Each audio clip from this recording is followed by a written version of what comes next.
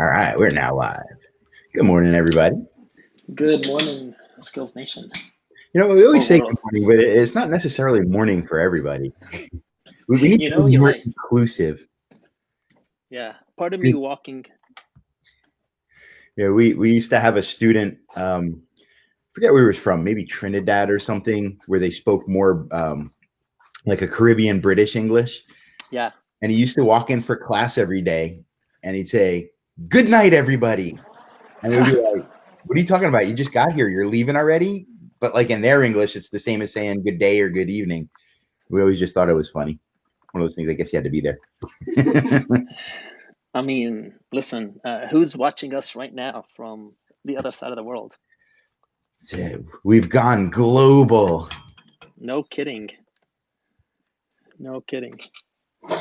All right. So we've got a timely show for you guys today, all about summer considerations, summer camp, summer classes. I want to work in also. I saw Cheryl had a comment on one of the previous videos from this morning Yes. about how do we make sure that we can keep people at home and on Zoom during the summer months, which was a good question. And I think it's going to be a little bit of a mindset answer more than anything. But I think it's also a good thing to address while we're talking about summer topics, as we usually do around this time of year.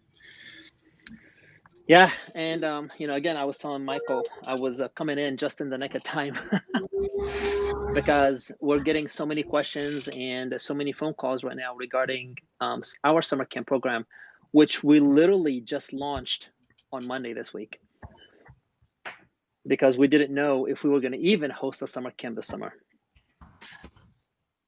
So, do you guys have, and I'm sure we'll go into it more, but just to kind of set the stage, as of right now, we are still not able to do summer stuff. And in fact, they came out this morning and said that nobody is allowed to do summer stuff, camps or anything. But I know you guys are, for the most part, in some phase of being open. Are there any restrictions on what you're allowed to look like? For summer camps or just in general? Yeah, for I guess for summer camps, let's start there. So this is really weird. Like it's a question that it will baffle you because what I'm able to do for summer camp and what I'm able to do for my studio are two different guidelines, two different phases here. So summer camps are around 1 to 20 kids. The social distancing, the mask, the this, the that is not even part of it. You know what I mean? Again, it is 1 to 20 with best practice of social distancing. So in other words, read between the lines. How are you going to keep 20 kids in one room and allow them to practice social distancing, right? Most daycares cannot fit 20 kids in one room and be able to practice social distancing, not with kids. However, normally for our summer camp program, and again, this is our number, this is not the number that we can host. We would host about 60 to 75 campers. We can do more than that at our studio, right? Because you've seen how large it is. However, this year for summer, Jennifer and I decided to go with break even, pay the bills, pay the team, and that's all we need. So we're taking it down to 30 campers because I don't want any issues, right? Out there in the community, everybody's hungry to go out there and get hundreds of campers. All you need is one person with an issue, and then those 100 of campers are gone, just like that. Yeah, I think at this point, just as we're being cautious about reopening, and I got to say, I'm really proud, especially of the Skillz members, how they're handling things. And I apologize, we have our sanitation crew picking up right now, so I'm sure you hear the beeping and stuff. It's not too bad.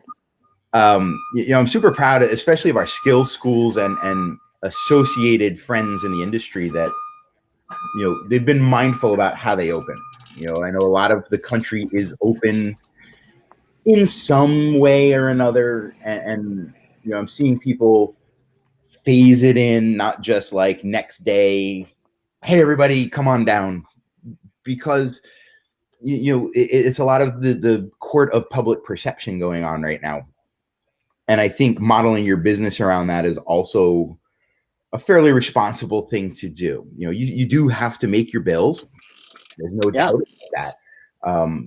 But I think while there is a lot of opportunity right now, and we'll get into that in the show as well, there is tons of opportunity right now. We also want to be cautious. Like John said, don't pack yourself to the gills. And then what? It becomes a big what if game. I mean, the get rich quick concept, I'm sorry, it is so yesterday that it destroys people. I have seen, and you have seen, multiple people that went from 0 to a mil in no time, right? But it turned back around and they went from a mil to a 0 just as fast as they went up, right?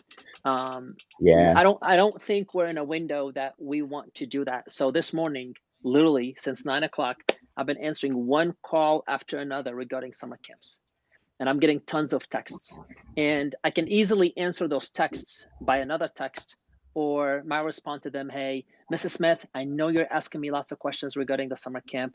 It would be so much easier if I talk to you in person, answer all your questions, simply because with this year's guidelines, I would like to be very clear with you. And that alone is like, oh my gosh, yes, please call me right away, right? And once they hear what we're doing, how we're doing it, the step-by-step process and all that stuff, it is literally, my phone is dinging because I'm getting emails for them signing up right away versus, well, let me talk to my husband about it. But yeah, I think that willingness to add the personal touch, I think a year and a half ago or so, when we all started doing text marketing and everything, we were all innovators and people really loved it. And it's almost swinging back the other way. Not that it's not valuable anymore. I mean, I still use it every single day. But that ability to say, hey, give us a call and we'll chat, especially now when people are socially starved. It's yes, a nice touch. And then how are you going to explain your cleaning process, on text? How are you going to let them know that you're a childhood development facility simply because they don't know about you? They're just hungry for a place, for things to happen. And I know a lot of you are sitting out there right now going, oh my gosh, you're so lucky. You get to have summer camp. We're not even sure yet. Listen, guys, literally ask Michael. Up until Monday, I was sending Michael texts because there were certain part of me that's frustrated. And it's okay to be frustrated, but if I don't vent it out, I'm going to hold it in, I'm going to bottle up, and I'm going to go crazy, right? But feeding those ideas back and forth to each other helps tremendously because you're getting that reassurance that everything is going to be okay, right? By all means, yes, I have a strong will and I've got a very strong mindset, but there is this human nature in me too that goes, wait a minute, what's going to happen, right? And Monday, Jennifer and I just sat down Monday morning, dissected everything with summer camp, emailed the email out Monday night, and now we're rolling with all these starving, hungry parents who are ready to get their kids out of their houses. There's an interesting mindset thing that happens. Uncertainty is the big killer of business, and that's one of the reasons a lot of us are struggling. Because it's not because I can't cope with what's going on. Look, I'm rolling, but it's the uncertainty. It makes it really hard to plan and to make adjustments. So an interesting mindset thing that happens to us is that we can put all these plans in place and then something doesn't work out and we go, I wasted all that time. You see it in breakups all the time. People were madly in love for 20 years. They have a bad 2 years. They get divorced and they say the entire thing was a lie. Well, no, the first 20 years was completely legitimate. And for 2 years, it didn't work out and you separated, right? We have this mindset that we tend to look at everything based on the very end of it. Mm-hmm. So what we've been counseling a lot of people to do is, because of the uncertainty, you can't just sit there and say, oh, we'll see what happens. Because then when something happens, you're not going to be ready. We're getting everybody to the point as if on Monday, you're going to be able to sell summer camps. Now, if Monday comes and you can't, it doesn't matter. As if Tuesday, you'll be able to sell summer camp. So that when eventually your locality does open, all you have to do is take all those scheduled posts about your sales and that scheduled email and go click, Yep. and your machine is rolling. Yep. If you wait until afterwards, or if you get into the mindset of, well, I did it once and then they pushed it another 2 weeks, so I'm not doing it again, you're shooting yourself in the foot. So you have to keep that as if mentality for every aspect of your business.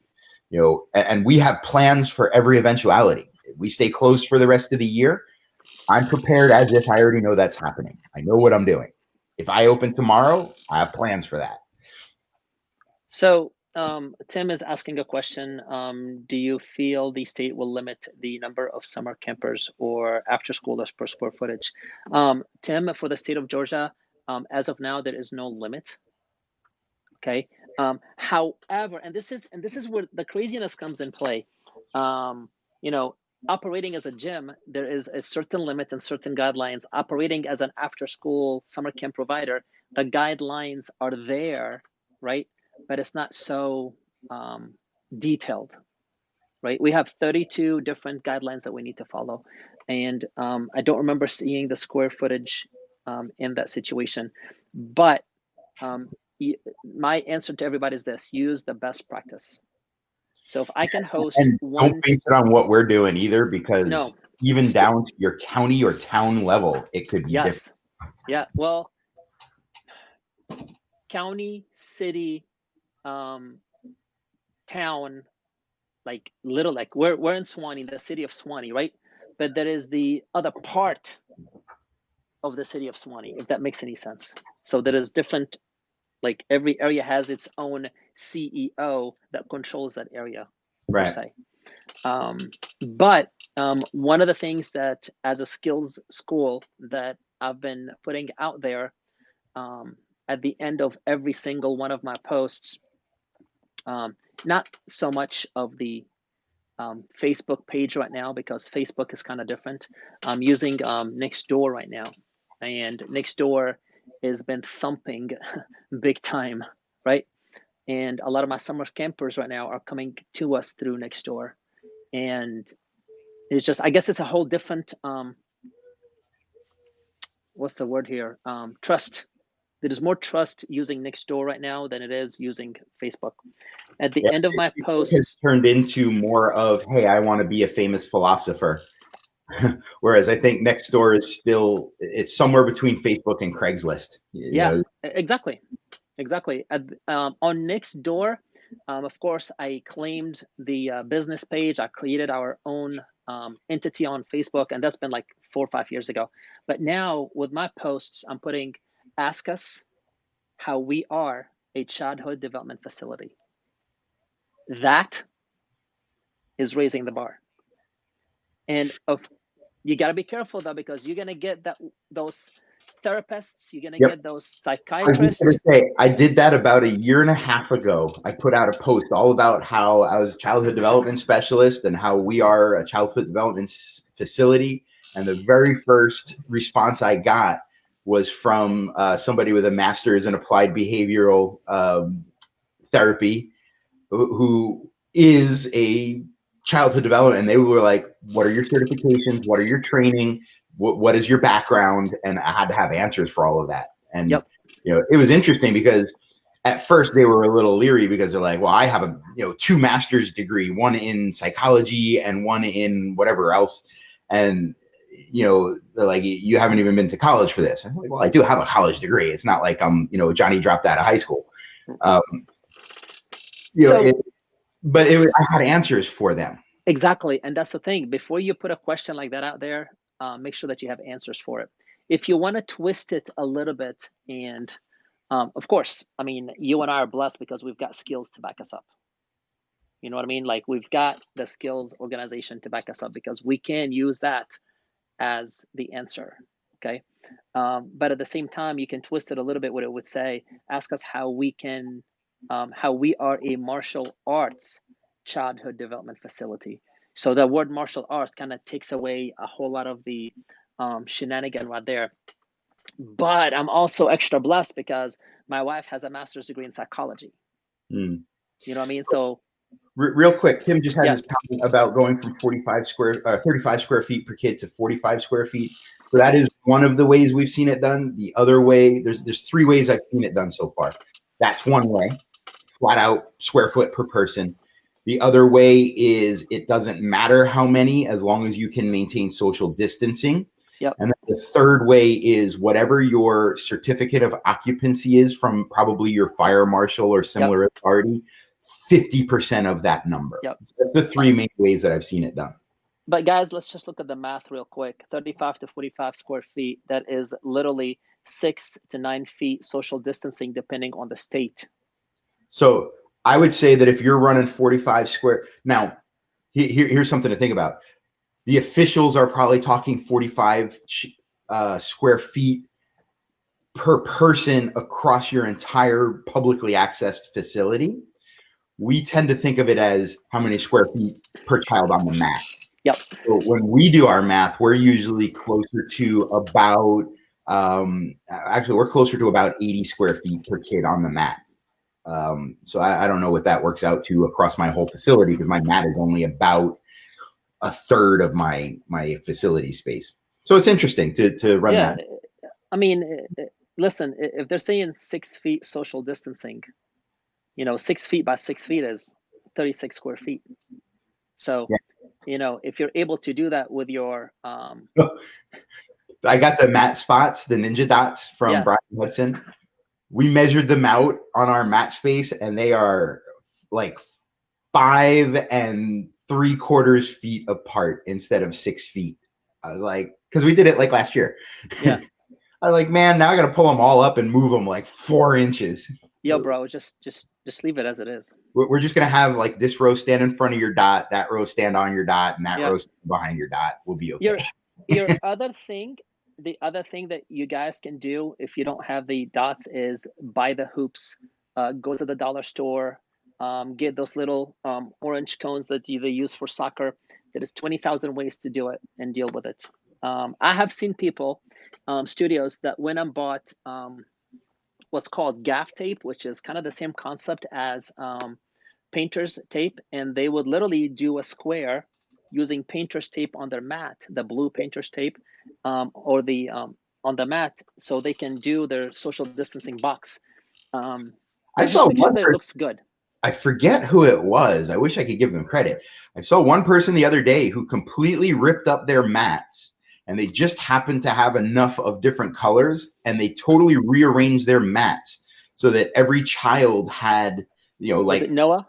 I don't remember. I don't recall. I know Noah Chan did that. I know Sonia did the tape on the floor, I believe, if I'm not mistaken.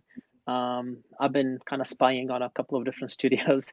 I could have easily ripped up ours because ours is reversible and created all that stuff. But I'm like, listen, spot dots are perfect. If you have not gotten the spot dots, do them. I like the spot dots because they're also subtle. It's not like, oh, look how the studio is set up. It's, you almost don't even notice them until you're on the floor. Yes. And the kids see them because their perspective is much closer than mine. And they like it. It's like, ooh, I get to stand on a ninja. So that's right. Spots for ninjas only. Yep.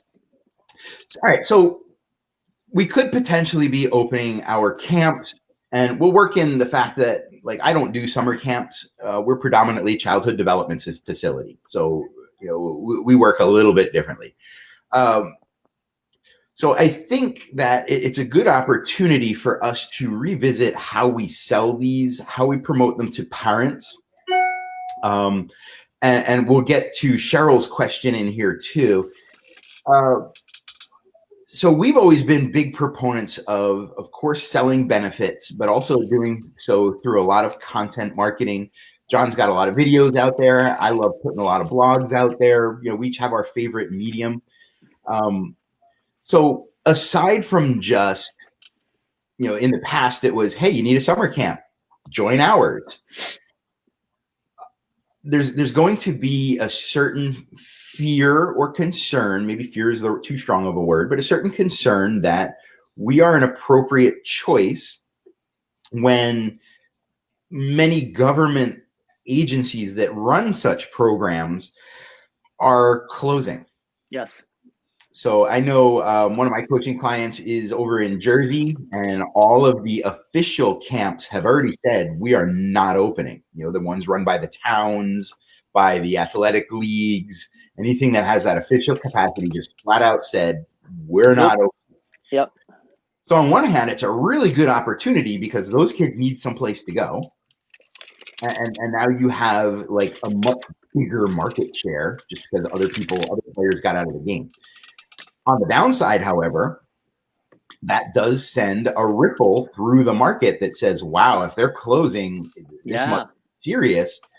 So we have to be extra mindful to promote the benefits. And, you know, we've been talking about how we're dropping in little bits and pieces into our regular marketing about how we clean. You know, we've all done our cleaning videos, but also just making it part of our regular video. Like, oh, hey, look at the kids having fun. You know, here's Mr. Salama smiling and leading class. You know, here's Bob, the janitor, cleaning the doorknobs and smiling and waving. And here's some more kids having, it's just worked in there. It's not a highlight anymore. It's just worked in there. So in addition to cleaning stuff, what other benefits can we sell people about our programs, whether it's summer camp or just even a summer martial arts program? You know, a lot of us run that sort of thing.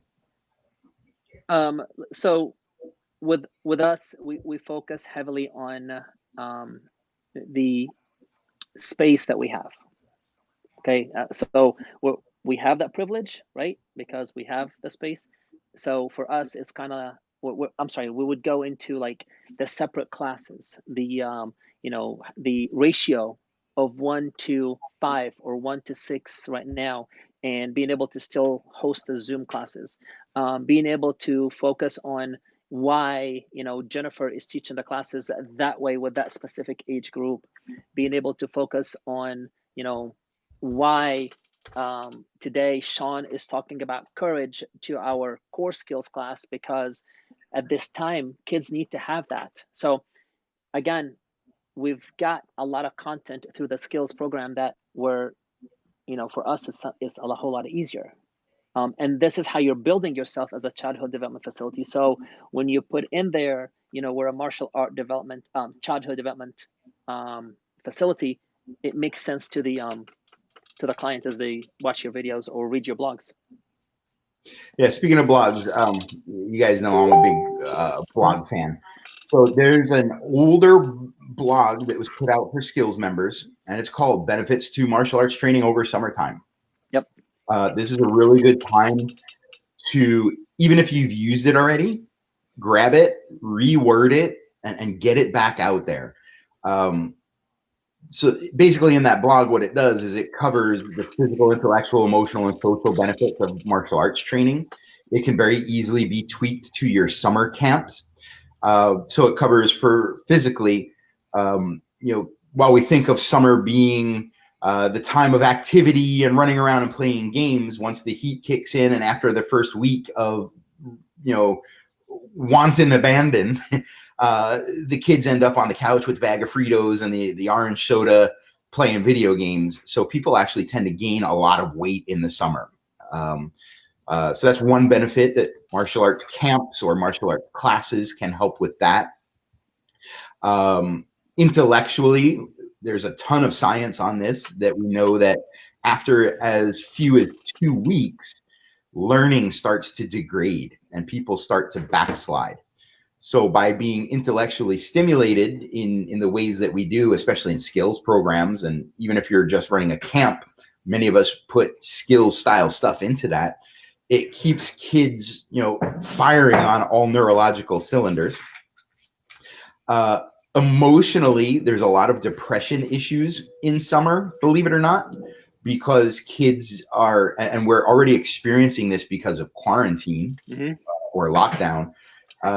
Kids are facing a lot of emotional regression. You're seeing 5 and 6 year olds start to take on character traits of 3 and 4 year olds, being shy when first meeting people, running away from new people, you know, hiding behind mommy's legs, not wanting to carry on conversations, not wanting to meet or play with their friends, just wanting to play parallel. So there's a lot of emotional regression. And something like a summer camp, even if you have to do a virtual one, because I know some people, like New York is closed. We're going to be closed for a long time, especially in my area. You're going to have to do some sort of virtual thing. That's that emotional, being able to talk with people, being able to have an instructor or a coach that they can talk to is so important for their emotional health. And then, of course, socially, um, there's a lot of times where bullying actually picks up in summertime because kids are not monitored as much. They're left to their own devices. It's 10 kids playing in a video chat, or it's 10 kids off in the woods. There's not a lot of parental guidance there. So having a structured activity with positive role models helps socially. So this blog post is out there. If you're a Skillz member, you can grab it. Tweak it so that these benefits are talked about, and you can use. John and I have talked about before. Don't put it all out there. But here you go. Especially that one. Yeah, that's a good one to break up over the next 4 weeks. Yeah. You have about 4 weeks to market your camps, depending on your area. If you start today. Yeah, because that one is not your average 500 word blog. That was a hefty blog. Yeah, that was a good one. I use that exact lock, stock, and barrel every year. It's part of my summer marketing campaign. Make sure that you're putting that blog up on your, of course, if you're a Skillz member, put it up on your Facebook. I'm sorry, on your website. Yeah, get it on your website, drip pieces of it to Facebook, to Google Business, to LinkedIn, to medium.com, to your local patch.com, to drip it out everywhere you can, directing everything back to your blog. If you can do a video about it, put that embedded in the blog, get that on YouTube, Facebook. Like one blog selling those 4 main benefits right there kills for us every year. Yep. And I don't even take my own advice and rewrite it. I just repost it, change the date, and there you go. Mm-hmm. I cheat. I mean, you gotta keep it fresh, right? So let's get to Cheryl's question, because I think it was an interesting one. And I know it's not here in the comments, and I don't know if she's even watching today, but she's been burning through the episodes. I've seen her commenting on them all. Mm-hmm. So Cheryl had asked, this is Cheryl Water. She's actually about 40 minutes from me over in Nassau County. And she said, with summer coming, how do we keep people, because we're going to be virtual still, how do we keep people staying home and staying with us for virtual classes over the summertime? And I think it's an interesting question because even if we were to come out of lockdown tomorrow, we're about 2 weeks from our traditional entrance to the summer slowdown. It's not traditionally the best time for marketing for martial arts schools. I know there are ways past it and around it, and so don't try to sell me on your consulting program. But for most people, traditionally, this is a tough time.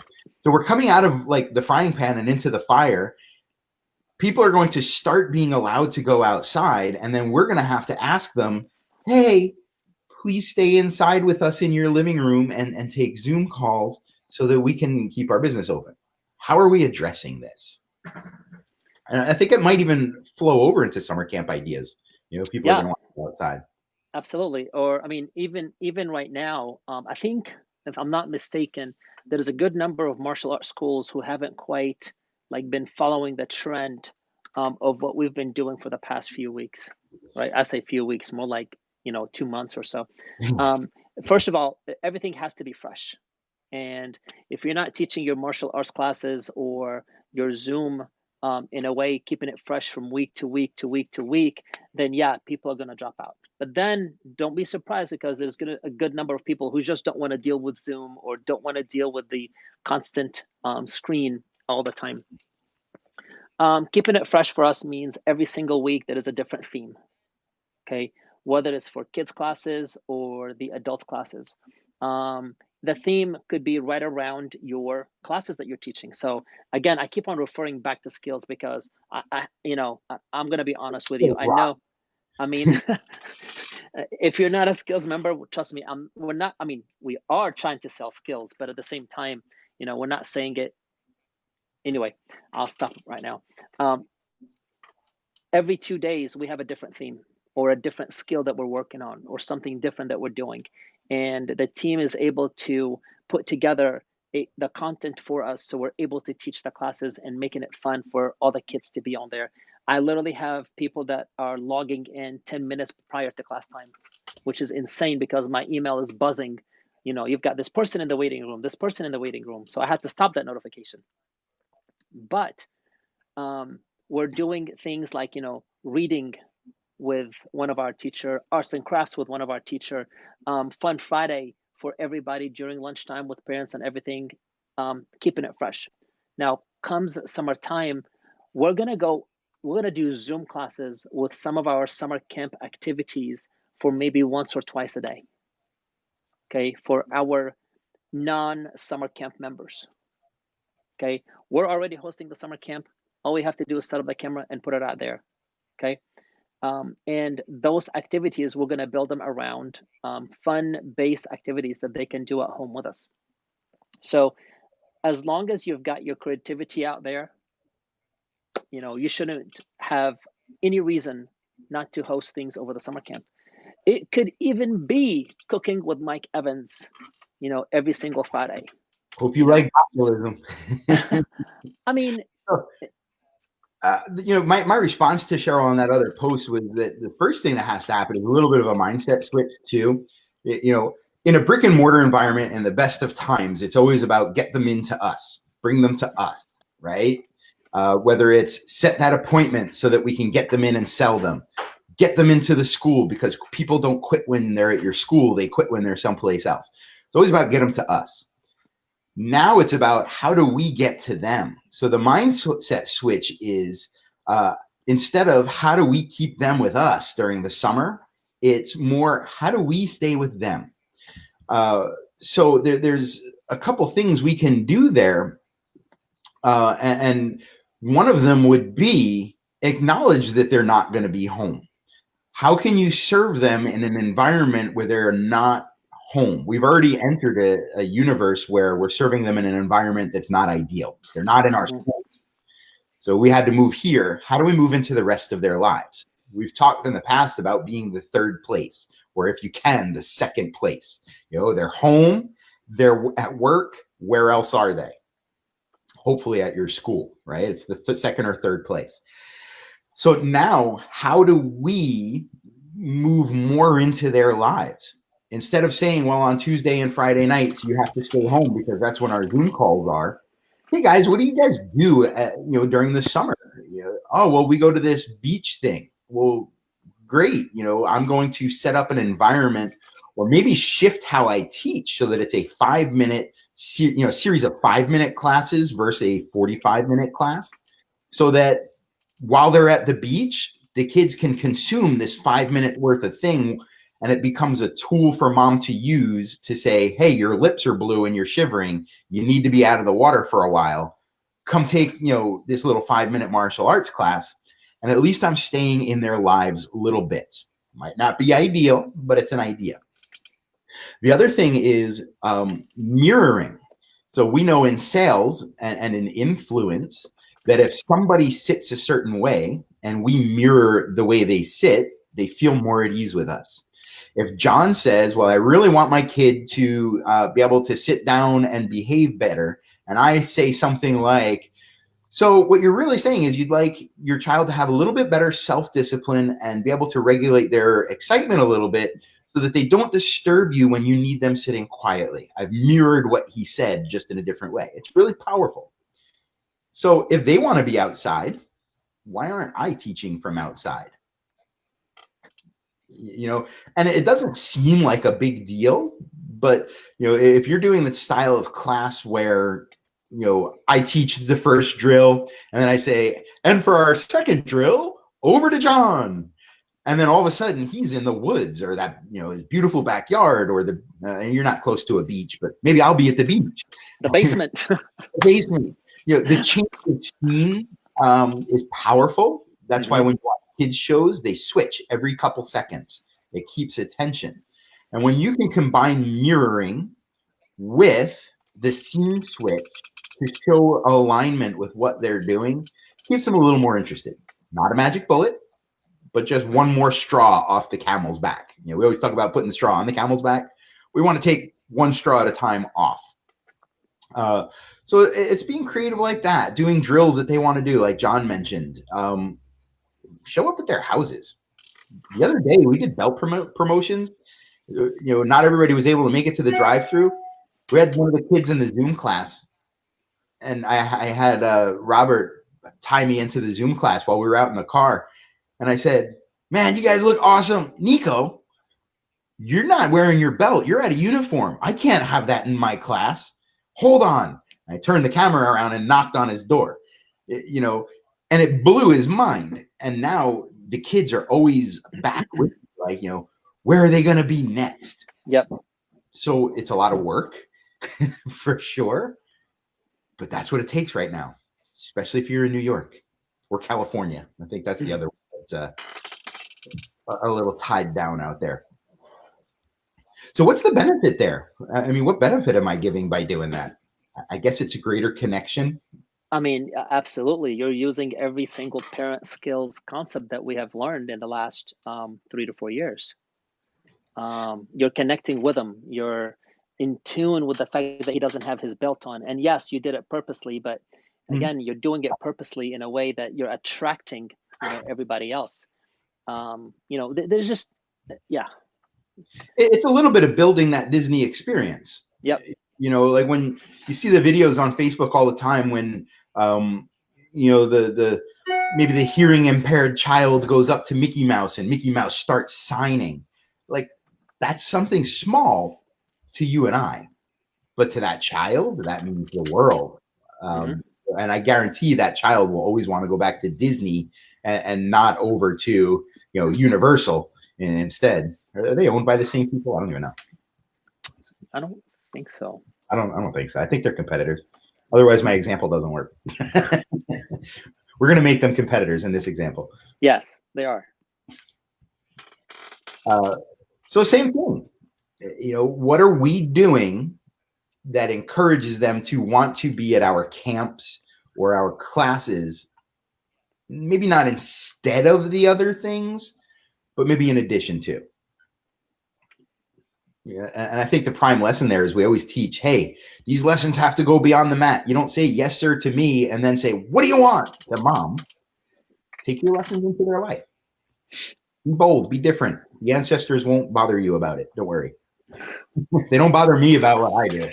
Are you talking about traditional martial arts? Yeah, for sure. Because it's a real concern. Yeah. You know, a lot of traditional martial artists prefer their classes in a certain way.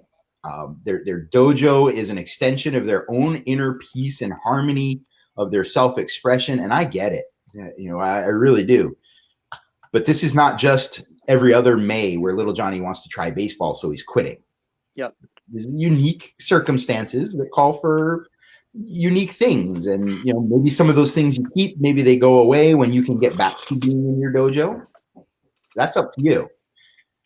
But right now, you got to keep that dojo open. Saw another one close today, by the way. Breaks my heart. It is. It's sad. It's sad. I mean, I'm in a ton of martial art groups, and there was a post that was done. I don't know if it was yesterday or the day before. Is, you know, are these virtual classes a fad, or is it going to go on? Oh, I saw that. Yeah. Yeah. And there was a lot of great answers, and there was also a lot of like answers where I was going, really?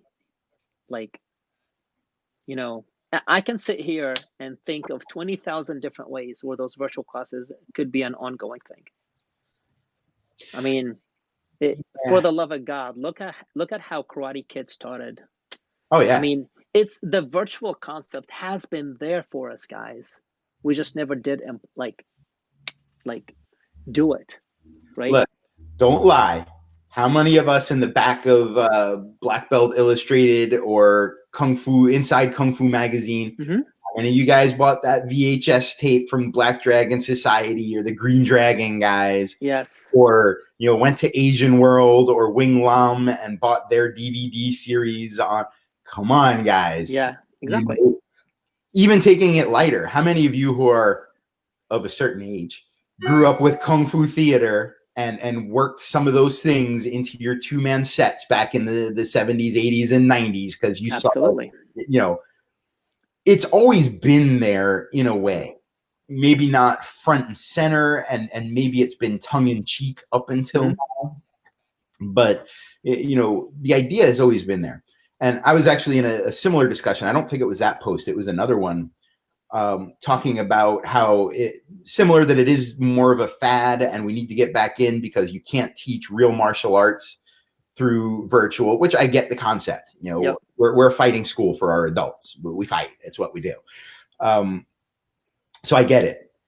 But my counter argument as devil's advocate was, so their example was like, you can't learn how to play football in a virtual environment, which I get.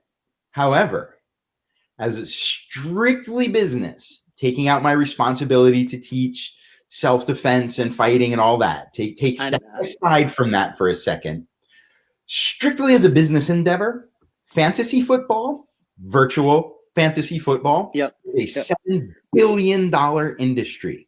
Yep. So is it what I do, or is it even what I want to do?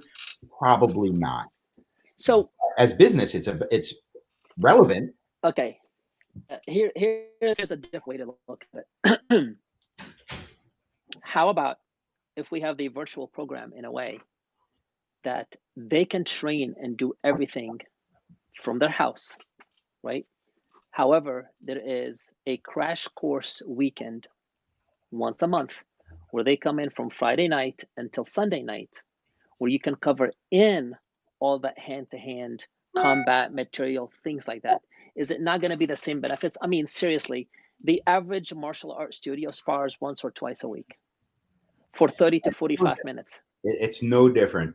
And so let's take it the other side of the gray line.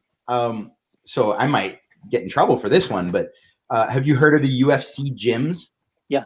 Yeah. So the concept, the marketing concept behind UFC gym is not to train fighters for the UFC.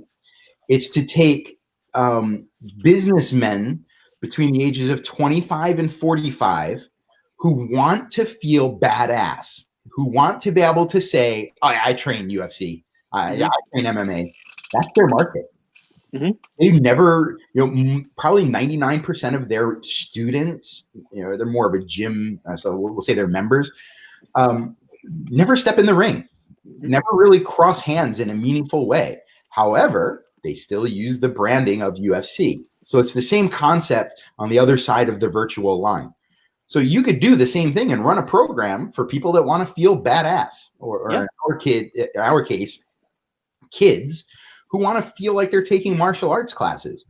And then if they legitimately have physical confrontation issues, which, by the way, is something like 2% of kids have physical confrontation issues these days. Bullying is far more online and social exclusionary than it is physical. But if they do have physical, well, we have our once a month training session where you're going to come in and I am teaching you, how to take somebody down, how to establish side control, how to throat punch somebody. You can work all those other things in there on that one class.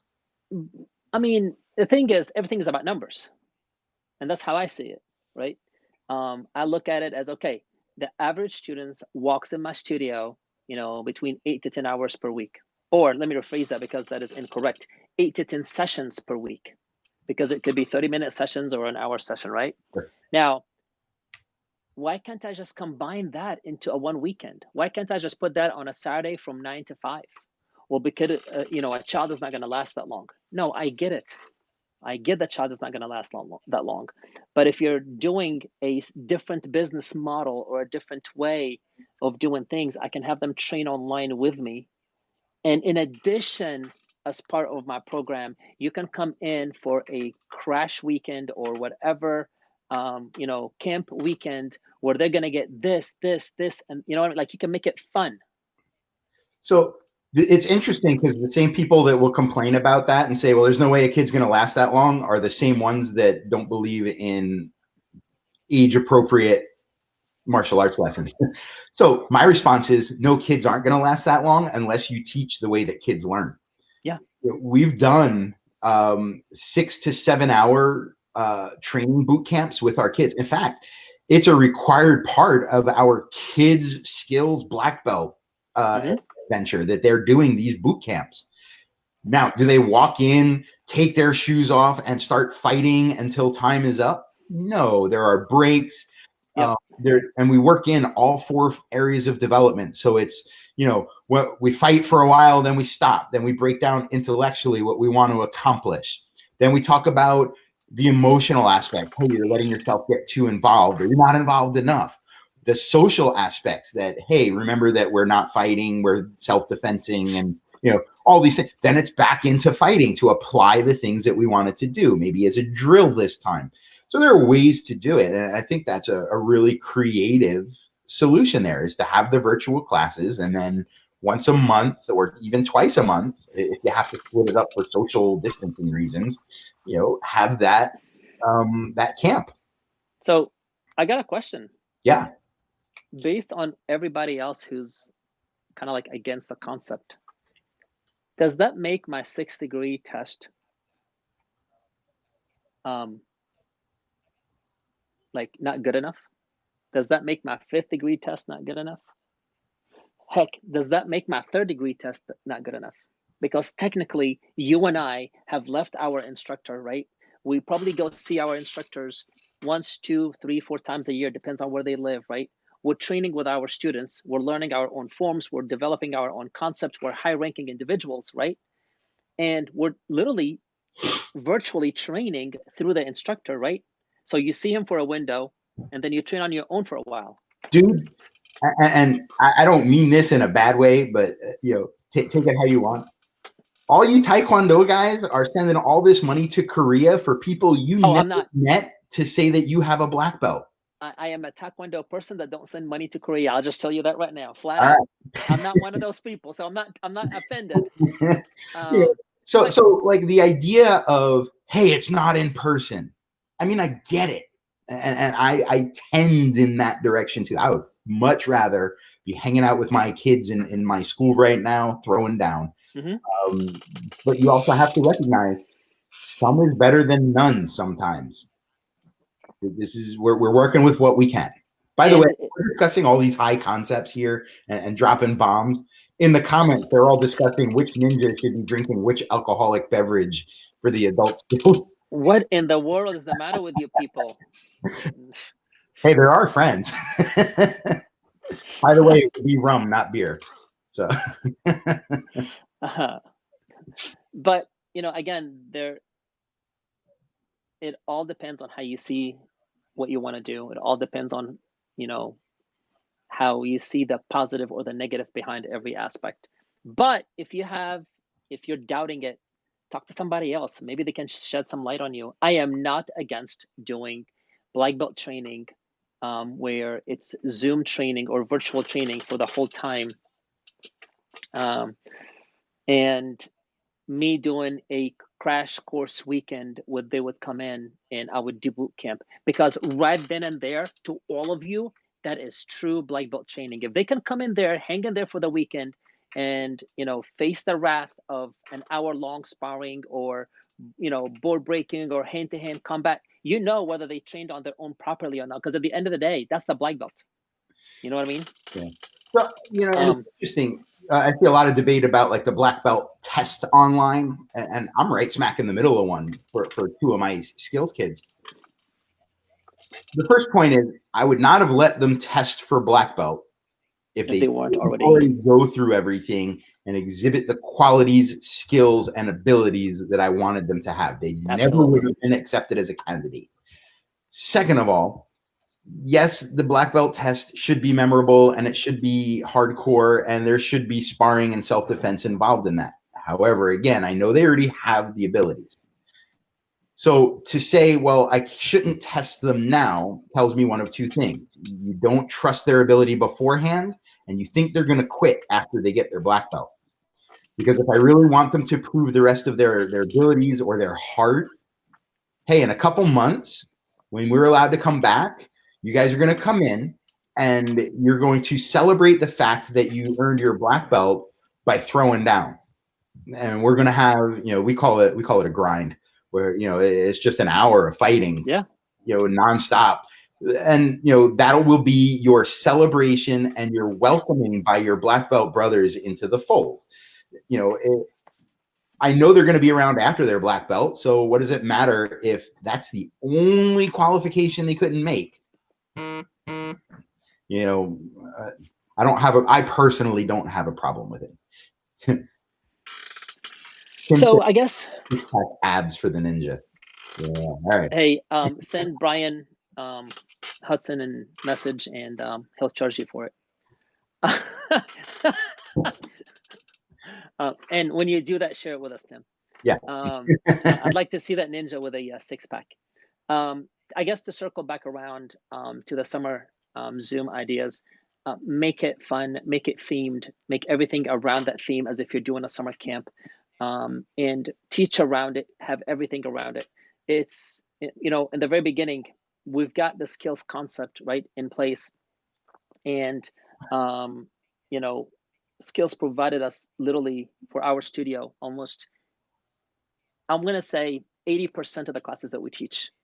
And then it's like, man, we don't have anything for adults. What do I need to do? Well, just get a little creative with, what you have for the kids concept. What can you pull out of the kids concept and still apply it to the adults concept? I mean, our adults suffer more with some of those kids drills than the actual kids. Let's face it, right? But for me, we brought in like so many different ideas. And on a Monday of every week, hey guys, this week's theme is going to be boom, right?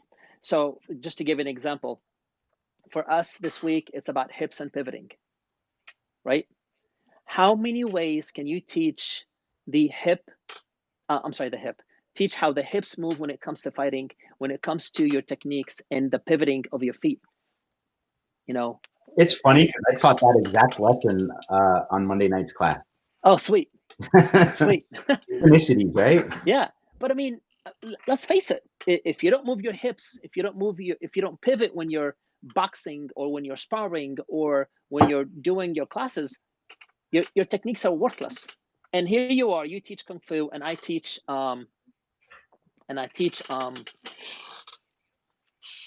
Taekwondo. Wow, a message popped on my screen and I lost track of what I was going to say. I thought you were coming over to the dark side and you were going to teach Kung Fu too. and we still have the same concepts in place, the same tradition. Like you said, pull out of the kids' class. I've said it again and again and again that we can't teach kids as small adults. That's where most of us have failed for many, many, many, many years, is that we try to teach kids just as if they're small adults and they're just neurologically, psychologically, emotionally, socially not ready for it. Mm-hmm. However, adults are just big kids, right? What did you do? Think about it, most of you guys. What did you do when that $1,200 showed up? Did you say, well, I'm going to responsibly invest this in the local economy? Or did you say, oh, Amazon, here I come, and you bought a bunch of new toys? Because I know I got a bunch of new toys, right? Kids are big adults. Martial arts for adults is play. Unless your training involves being helicopter dropped into the middle of a war zone and seeing, can you fight your way out? It's all theoretical. It's all play. We're playing with our friends. We're roughhousing in a controlled sort of way. Our parents would have yelled at us 20 years ago for doing it in the living room. So we've been taking through all this for our Zoom classes, a lot of the elite skills and signature skills drills. In fact, my elite skills kids are in their weapons cycle right now doing commas. Every Wednesday night, tonight, I'll be teaching my adults the elite skills comma curriculum. I dropped commas to the kids. I dropped a couple commas on me too. I poked a hole in my don't injure yourself. Okay, can you please get him a plastic comma? Not a wooden one, because he'll injure himself. He's hanging around for like 20 years. I used to be a Bud K wholesaler when eBay stores were a thing. Yeah. And I picked them up because I needed to spend an extra $5 to get free shipping. Never knew how to use them. They've been sitting in my garage for 20 years. So I was like, oh, we're doing commas. I'm going to whip these out. Day one, I dropped it point down on my foot, put a hole in my foot. Day two, I did a finger spin and dropped it. And, rule number one of tools and weapons, if you drop it, let it fall. I tried to catch it and sliced my arm open. So now they're all wrapped in tape. Oh, lovely. Wrapped in tape.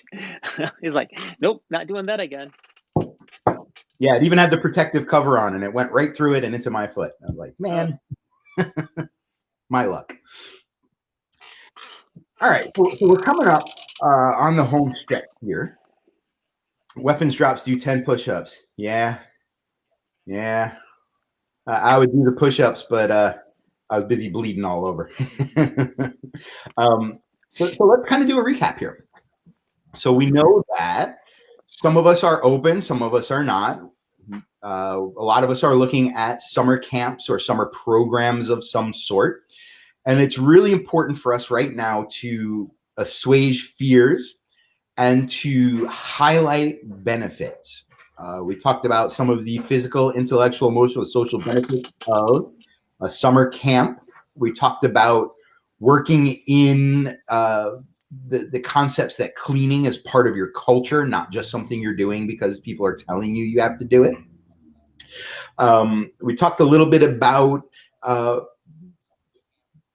the perceived benefit of entering your students' lives in ways that maybe you weren't used to before, joining them where they go instead of always asking them to come to us. We talked a little bit about